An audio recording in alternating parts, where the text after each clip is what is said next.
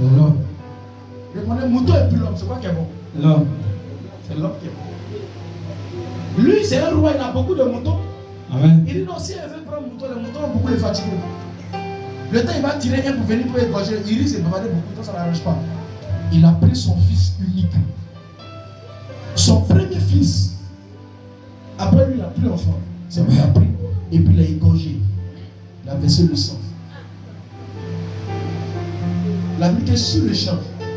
Le peuple d'Israël qui venait l'attaquer là, eux tous sont découragés, sont repartis. Attends, eux quand ils venaient là, Dieu les avait dit qu'eux ils vont gagner. C'est ça. Dieu a dit par son serviteur que vous allez tuer le roi. Amen. Vous allez prendre tout. Mais Amen. pourquoi vous arrivez et puis le roi sorcier là, il arrive à vous gagner? Question. C'est parce que le roi sorcier n'a pas donné mouton. Il a donné homme. Attends, la puissance qui est dans l'homme là, c'est le sang. Attends, dans le sang qui verse là, il y a une autre puissance encore qui est dedans. Yes. Deux personnes, vous allez comprendre. Vas-y. Somme 106, 37, 38. Vas-y. 38. Ils sacrifiaient leurs fils les fils et leurs filles et les filles aux idoles. aux idoles. Ils répandirent Le sang innocent, le sang innocent, le sang de leurs fils, le sang de leurs fils de leurs filles, et de leurs filles qui sacrifiaient qui sacrifiaient aux idoles oui, de Canaan. oui. Et le pays fut profané par des maîtres. Amen. Amen. Regardez quelque chose, ma version. Ici, ils disent quoi? Et ils sacrifiaient leurs filles. On se tient tous debout. Amen. On se tient debout tous. Ils sacrifiaient leurs fils et leurs filles aux démons. Lis la version d'Abou. Le 37. Vas-y. Ils sacrifiaient leurs fils et leurs filles aux démons. Continue. Et versaient le sang innocent, le sang de leurs fils et de leurs filles, qui sacrifiaient aux idoles de Canaan. Amen. Amen. Vous avez compris? Dis à quelqu'un auprès de toi, si tu ne prends pas ta vie au sérieux, Si tu ne prends pas ta vie au sérieux, tu seras leur victime. tu seras leur victime. Et dis à quelqu'un, prends ta vie au sérieux à ne pas être leur victime. Prends ta vie au sérieux pour ne pas être leur victime. Veuillez vous asseoir. Amen. Même les anges, tout esprit qui se meut sur cette terre a besoin de fonctionner à travers un sang. Vérité. Aucun esprit ne peut fonctionner sans le sang. Tout à l'heure, là, vous êtes assis là. On peut prendre ça. Ça, pour faire l'hôtel. Parce qu'un hôtel, c'est un lieu d'atterrissage de tout esprit. Amen. C'est un piste d'atterrissage.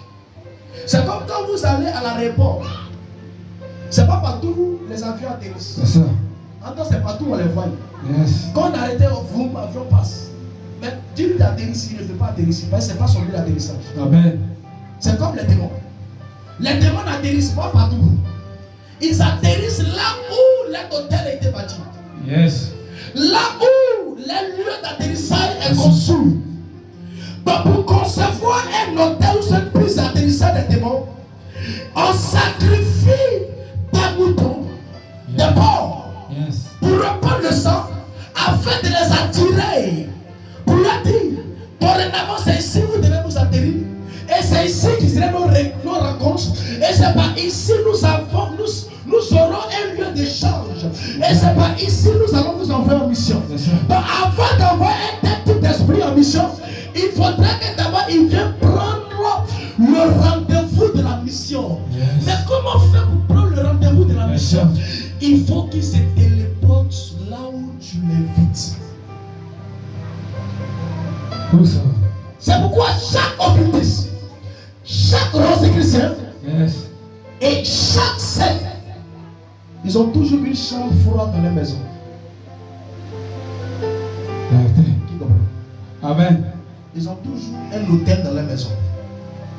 On appelle ça un lieu secret. Où seuls les initiés qui peuvent avoir accès.